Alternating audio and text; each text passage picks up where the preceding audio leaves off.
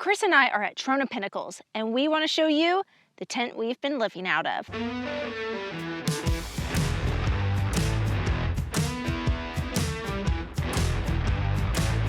Setting up the tent is fairly easy for two people.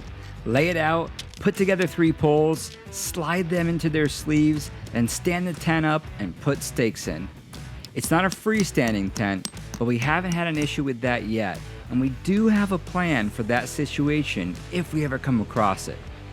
Then we have an awning camp we usually set up as well. This is what we were dealing with last night. We've been through some real bad windstorms, and the only time it's been an issue is when you're in really soft sand, like this time in Bahia de Los Angeles. It pulled up that rock that was buried with 3 additional rocks covering it. But that's where using the bikes as anchors really helps out. Now let's check it out on the inside. I'm sitting here inside our workshop, just enjoying a break from the sun. This room for us has many purposes. It's intended to be a garage for your motorcycle, and honestly, we haven't put the motorcycle in here one time.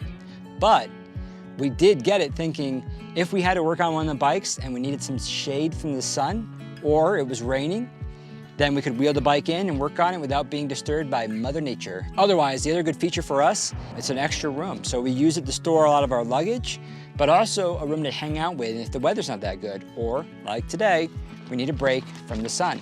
I work my job Monday through Thursday, and so this is the perfect spot to work from a campground if they don't have some kind of patio lounge with sunshade. So this room's got 3 doors, and we use one of them for an awning, usually the big one on the front, but you could use one of the side ones. You could buy 3 awning kits. They could all be awnings if you really wanted to.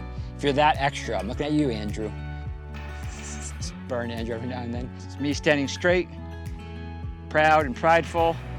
Yep, oh my God, how much of a gap is there? So another one of the features that we like in the workshop is these 2 pockets on the main wall.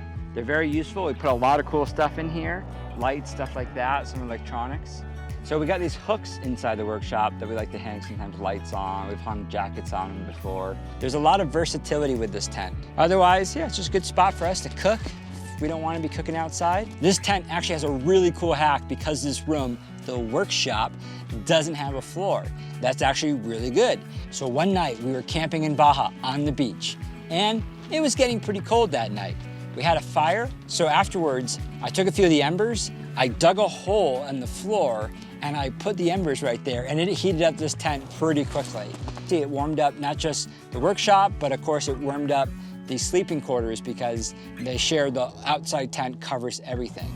And yeah, it didn't stay warm the whole night, but it was great to heat us up enough that we fell asleep in a nice toasty sleeping bag. So for that reason, and all the other reasons I mentioned, the workshop is my favorite room.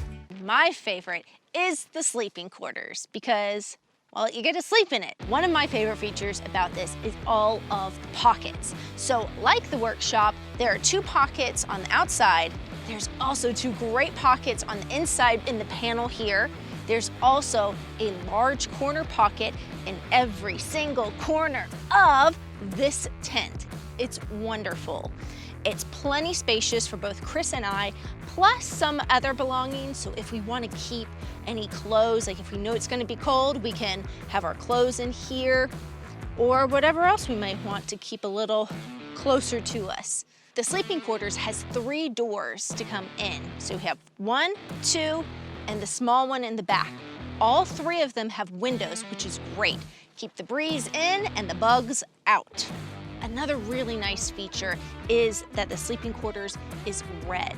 The reason why they pick red is it's supposed to help bring out an easier transition to waking up so it's not so jarring for you.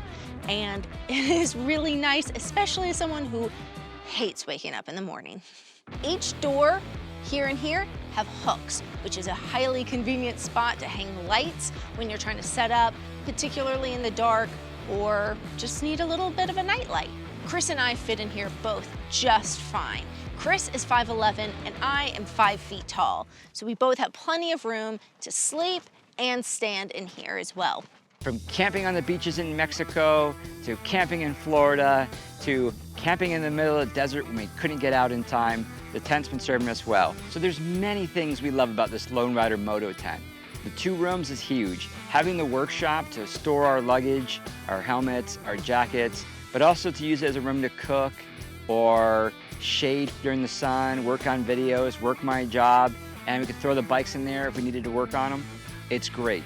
Now it does take up a bit of a space on a motorcycle. The whole thing together weighs about 15 pounds. It's a large enough bag that it's not gonna go into a pannier. You're gonna have to strap it to your bike. If you're not familiar with Caitlin and I, we're a couple that's been traveling full-time on motorcycles for over 7 months now. And like I said, this is the tent we've been using. If you're interested in purchasing this tent or looking into it more, we have a link in the description below. Check out a few more of our videos if you want to see what we've been up to over our travels. Big thanks to Max and the rest of our support team members over on Patreon. Appreciate the support, Max. Max also served his country as a United States Marine, so everybody say thanks, Max, in the comments down below.